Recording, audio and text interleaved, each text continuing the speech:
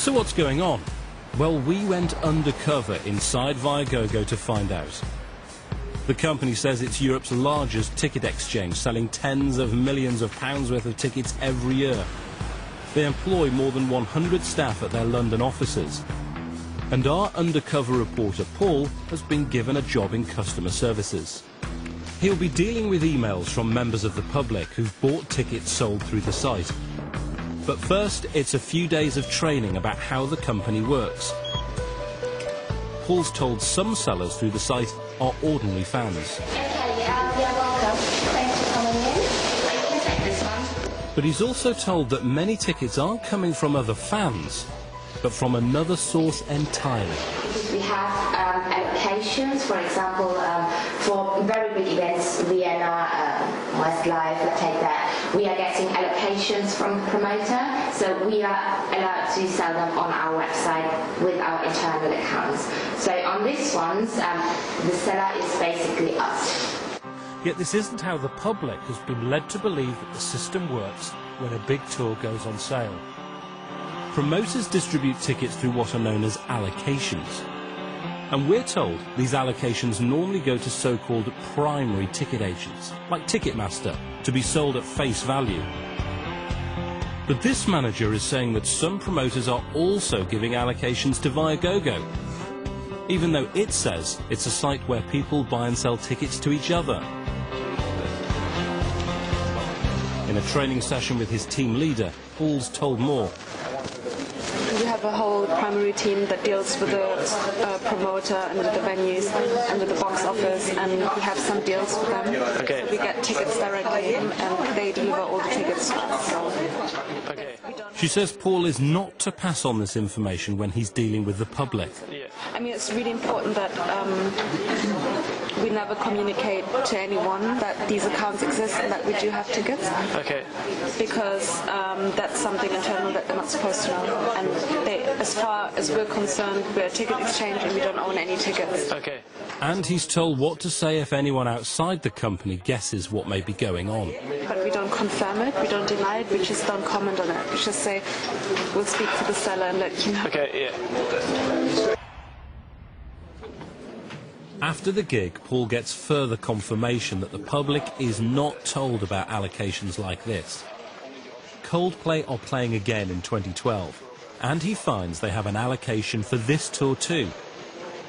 He takes a query from a customer to Merritt Bear, a senior manager on the primary team. You're Merritt, aren't you? Hi.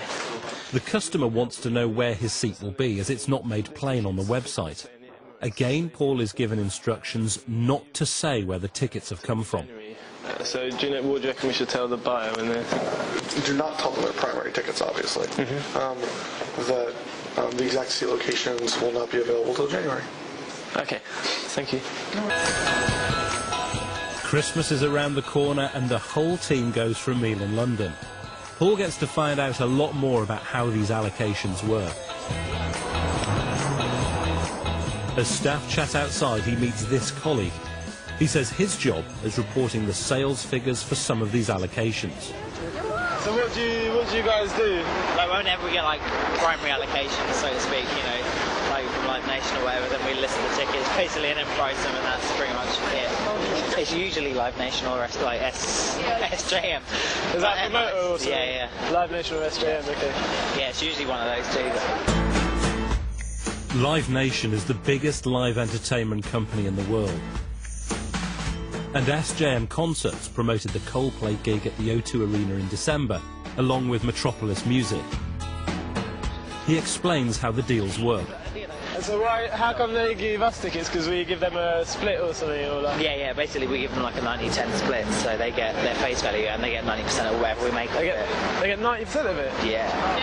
Then obviously we get like the 15% booking fee, that's ours. Yeah, okay.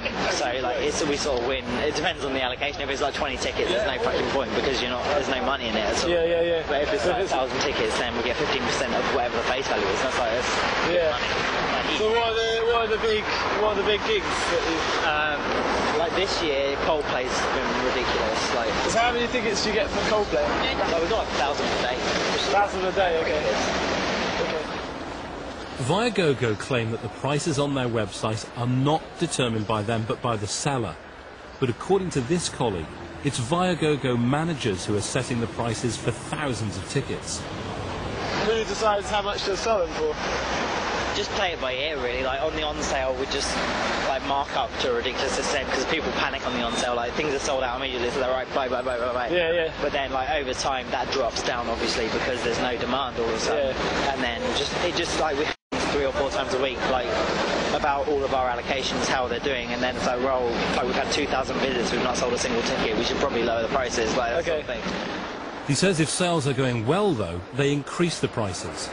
Whenever they come through as sales, I get the emails so that I know if they're selling well to raise the prices or whatever. Do you reckon the artists and the venues like know about it? Or? No. Well, so, like, I'd say maybe 50% of the venues know about it, but then a lot of the time we have to keep it secret and not tell them because, like, it's really fucking shady. Like, yeah, we're making a lot more money than we ever should on this. Right, okay. While Paul was undercover, he found another practice which the public isn't told about. Viagogo says it's not the seller of tickets on its website, and all tickets come from third parties. But on the desk of this supply manager, Paul spots a book containing credit cards. Bloody hell, you going Christmas shopping? Yeah, it's all me. Pretty good amount of cards, isn't it? At the Christmas dinner for Viagogo staff, Paul asks him about it. Do you have to buy all the tickets, like, pulled up? If we don't have an allocation, then we do buy them, yeah. Okay. But, which is, like, highly fucking immoral, but, you know. We're buying them. Yeah, and then, like, reselling them for double the price because we just bought them off Ticketmaster.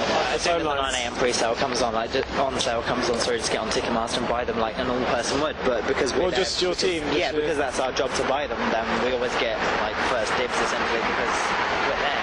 And there's so many of us,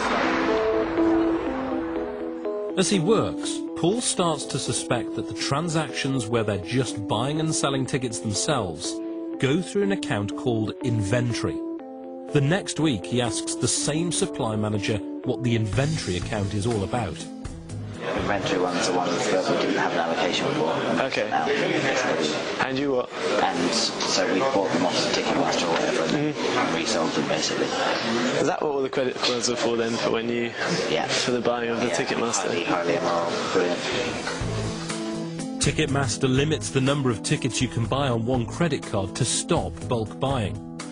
But the supply manager says Viagogo uses a number of credit cards, all registered to different addresses to get round the system. It's usually a maximum of 6. 6, okay. Per person, per address, I guess, but yeah, that's why we've got so many, so we just forget.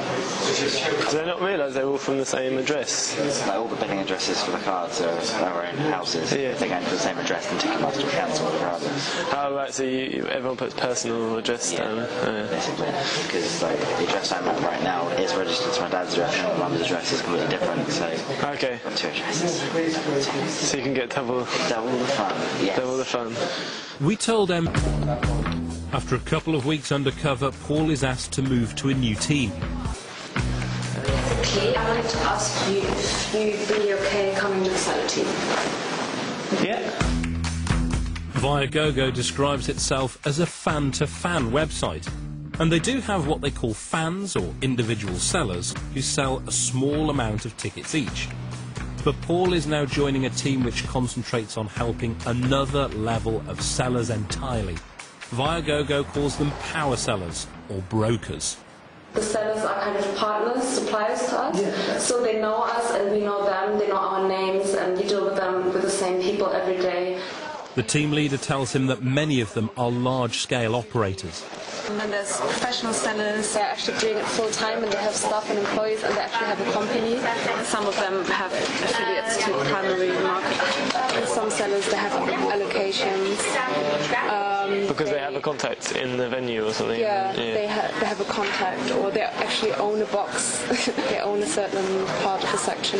There are sellers that actually have a primary machine in their office where they just print tickets. But Paul is told never to divulge this to the members of the public he's dealing with, not even to other colleagues.